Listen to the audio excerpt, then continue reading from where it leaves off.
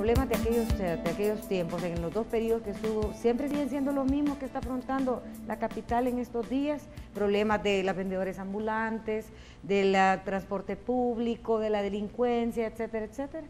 Yo recuerdo, Aida, que desde el primer consejo nos propusimos 5 tareas importantes.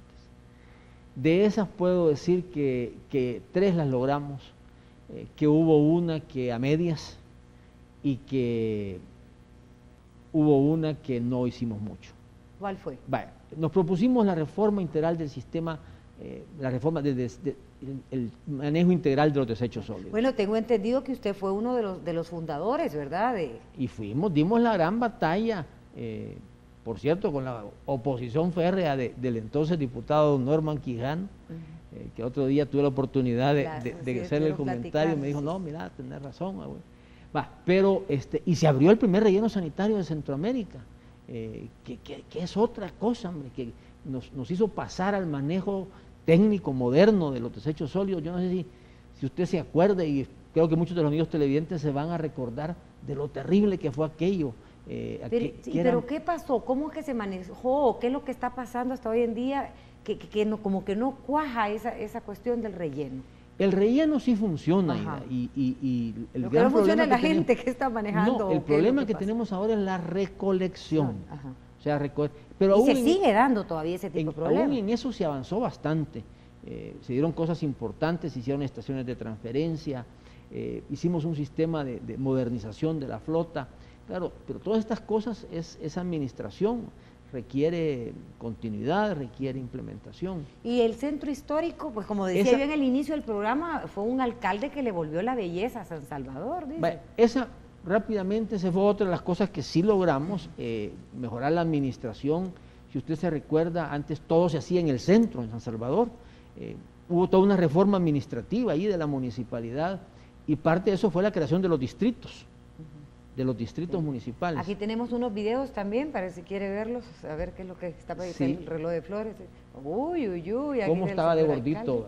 Sí, todas esas cosas, aquí está el reloj de flores, me imagino que todos estos parques, redondeles y todo eso fue parte de la labor también, ¿verdad? De recuperarlos y mantenerlos. Paso a paso, gota a gota, ahí estoy con doña Norma Guevara, que era concejal, y Napo Duarte, mire, develando la plata, que mire qué bonito estaba el reloj de flores en ese entonces. Ya todavía daba la hora. Ahora ni agujas quizás tiene. Sí. Pero otra cosa y otro problemita que se está dando es esto de las vendedoras ambulantes, que han pasado miles y miles de alcaldes, siento yo, y sigue el mismo problema. ¿De qué se originó esto? Porque el poder lo tiene realmente la alcaldía de terminar con estas ocupaciones en el centro, en la capital. Mire, yo ahí resumiría diciendo querer es poder. Y hay una cosa que a mí se me metió, me lo hicieron ver muy claramente, y creo que es la clave para entender esto. En el centro habrán unas 10.000 personas que venden en las calles, que necesitan ganarse la vida, sí, pero habemos más de 1 millón de personas que necesitamos ocupar el centro, y no es justo que nos nieguen la ocupación del centro. ¿Y a qué se debió esto? ¿A migraciones de la gente de las zonas rurales, los terremotos que habíamos pasado? Todo lo que usted quiera, pero añádale siempre debilidad de los gobernantes, porque eso es gobernar, Aida.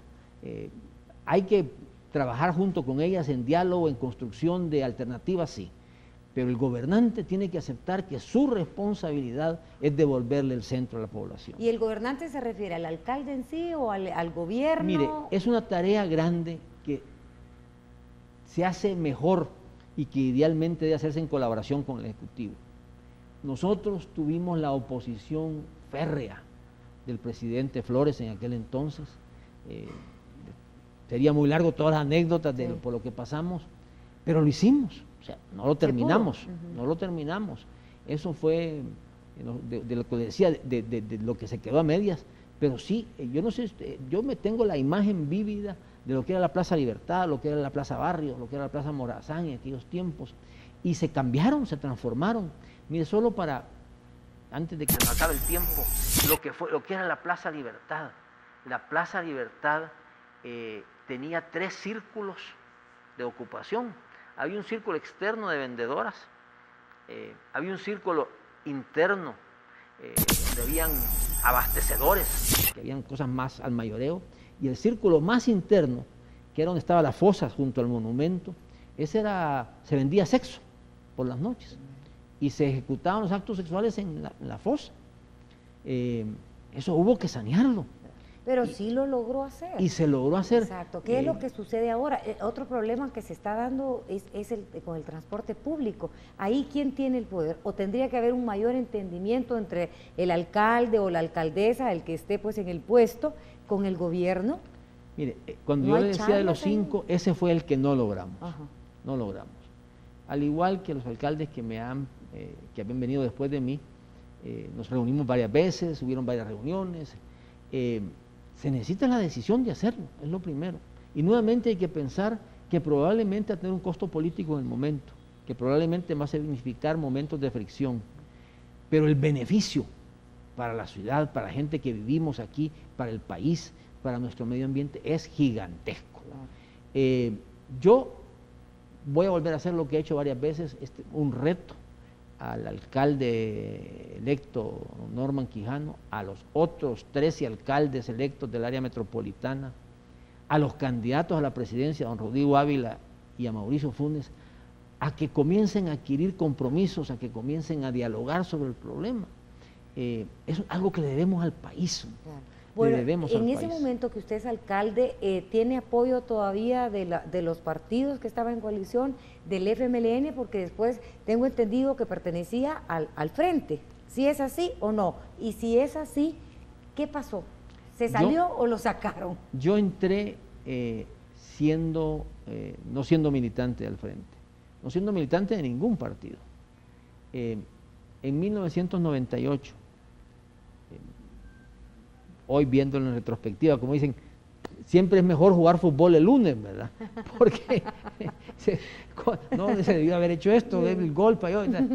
Pero viendo para atrás, creo que cometí el error de lanzarme a la aventura presidencial en 1998. Como candidato a la presidencia por el Frente. FMLN.